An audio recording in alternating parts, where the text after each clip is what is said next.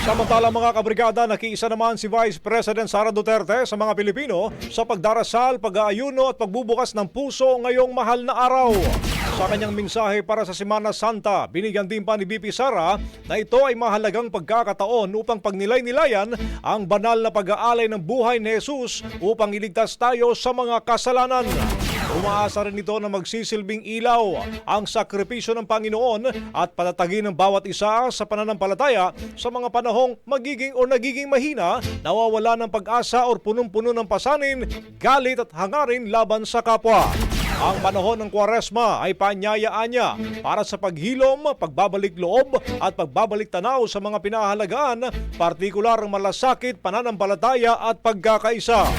Dagdag pa ng pangalawang Pangulo, naway tularan ng pagmamahal ni Jesus at ito'y ituro, palaganapin at gamitin sa pagsusulong at pagpapalakas ng mga komunidad.